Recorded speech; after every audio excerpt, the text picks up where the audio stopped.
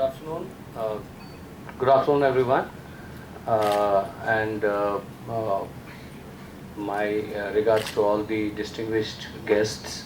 I overheard a couple of wonderful talks, and I would like to assure Dr. Saab, who was speaking just now, that there are community museums like that, which we are talking about in France and Italy, and they are really successful in doing exactly what you envisaged for something like that to happen in India.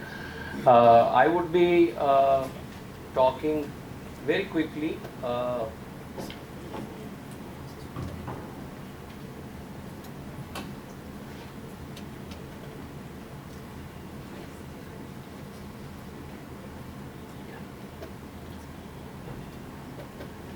Okay, since we are a little short on time, so what I'm going to do is I'm going to tell you a story.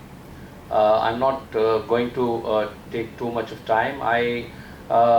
As we just came to know, and I have been a chef all my life now. It's been 28 years that I've been in this industry, and before I was a chef, I was a farmer. So sustainability has been very close to my heart from, you can say, from the day I was born. I did not know it was called sustainability at that time. I thought that it was the way we lived. And later on, when I joined this industry, and many years into the industry, I realized that there is something very scientific about the way we used to live 50 years earlier. I have worked on many levels in the hotels, and there have been times when I have been just a soldier, a foot soldier, and then later on, when a situation like that came wherein we had to take certain decisions, I always took a page from my earlier book of being a farmer child to do a lot of important things that we generally consider these days to be very organic. We consider them to be, very modern, scientific, etc., etc. But we do not realize that, these are all actually pages from the book that we probably read when we were children, from our grandfathers, from our fathers, and people around us. I would be talking about sustainability, sustainable tourism, and since we are a little bit short on time, I would like to kind of remind all the, especially the young students right at the back, that there is always a curiosity that actually fires travel. And if we talk about curiosity and we talk about travel, which later on fuels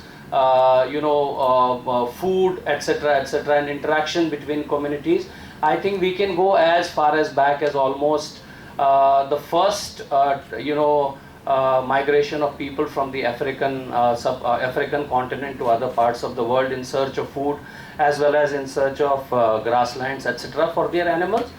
I think that is where all this started, all the travel started, and what we call tourism today started. But it became much organized, etc., much later, maybe in the early 13th, 14th, 15th centuries, when people started settling down in larger establishments, larger settlements, etc. People started building empires, and I'm sure we all know that. For example, empires like the Roman Empire, which was almost 1-2 BCE, used to do regular trade with India, which was mostly South India, and we have found consolidated and very important proofs of that recently, when there was a lot of work happening in Kochi, etc., etc., and a lot of these Roman coins, etc., have been found. So tourism has been, you can call it trade, you can call it tourism, but as people travel, they automatically become tourists, and of course the trade also flourishes. Now, as I said, as I promised, I'm going to tell a little story. The story is about how sustainability can become a day bread earner, how sustainability in tourism can also work in such a way so that there will be a time in future, if we continue probably thinking about sustainability and giving back to the future generations that we all got from our earlier generations. I think it is all going to be almost a seamless transition into sustainable development all across the world. I have decided today that I will be talking about two small stories, and both incidentally are in France. One in southern France, one in central France. IIHM is actually a part of a international. You may see that logo right on the left hand side. There's an international five nation group called Conscious Caterers and Sustainable Systems, which we call C2S2.